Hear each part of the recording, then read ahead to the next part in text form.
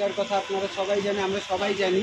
এই মেয়েটিও এতদিন ধরে এসএমই টাইপ 1-এ আক্রান্ত এবং গত 7 মাস ধরে হাসপাতালে আইসিইউতেই আছে, বাড়িতে ফিরে আসতে পারেনি। তো সেই মেয়েটার এখন 9 কোটি টাকার যেখানে ইঞ্জেকশনটার দাম, সেখানে এখন ওদের ইনফ্যাক্ট গরুর খাতায় টাকা উঠেছে 26 লাখ। তো 9 কোটি টাকা পৌঁছানোটা আমাদের মতো একটা লোয়ার মিডিল ক্লাস ফ্যামিলিতে একটা স্বপ্ন ছাড়া আর কিছু না। দেখা যাক সব মানুষের কাছে আবেদন জানিয়ে মানুষের দ্বারা মানুষের উপকার হয়ে সেই স্বপ্ন সফল করতে পারি কি না আমরা। আপনারা যারাই যে মাধ্যমে দ্বারাই এই মেসেজটা পাবেন একবার যাচাই করবেন। আমি বলছি না আমার কথা বিশ্বাস করতে লাগবে, বা স্ক্যানার আছে স্ক্যানারেও যাচাই করা যায়, আজকাল গুগল সার্চ করলেও আবৃতি মণ্ডল ইনফ্যাক্ট শুরু মারলে পাওয়া যাবে।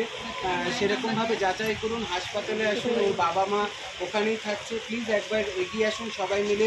আরেকটা বাচ্চাকেও আমরা এরকমভাবে নিয়ে যাই, এবং একটা নয় আরও যে যতগুলো বাচ্চা এরকমভাবে মৃত্যুর দিকে এগিয়ে যাচ্ছে দিনকে দিন বিনা চিকিৎসা থাকার জন্য, তাদের প্রত্যেকের যাতে সুচিকিৎসার ব্যবস্থা হয়, তার জন্য সত্যি হয়তো আমাদের আজকে রাস্তায় নামাটা দরকার। আমরা তো জেনেছি আমাদের এক মেয়ে শিখিয়ে দিয়ে গেছিলো তিলোত্তমা, আজকে এতগুলো তিলোত্তমা আজকে হাসপাতালে বা নিজের বাড়িতে এই রোগের সাথে লড়ছে। আমাদের তো এই সময়ে উচিত সবাই মিলে রাস্তায় নেমে এসে তাদের পাশে দাঁড়ানো, তাদের মা বাবার পাশে দাঁড়ানো।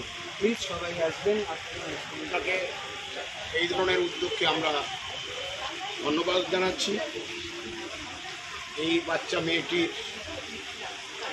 পাশে দাঁড়ানো সবারই উচিত। তাই আপনাদের সংস্থাকে, আপনাকে, যেহেতু আমরা দীঘা থেকে এসেছি, আজকে পায়েল সরকার স্টারলাইট সম্মান অনুষ্ঠানে আপনাকে স্বাগত জানাচ্ছি এবং আপনাকে আমন্ত্রণ জানাচ্ছি দীঘায় যাওয়ার জন্য। কাইন্ডলি আমার নাম্বারটাও আপনারা নেবেন। আমরা চেষ্টা করব আপনাদের পাশে দাঁড়ানো, বাচ্চা মেয়েটির পাশে দাঁড়ানো, আপনাদের সংস্থার পাশে দাঁড়ানো।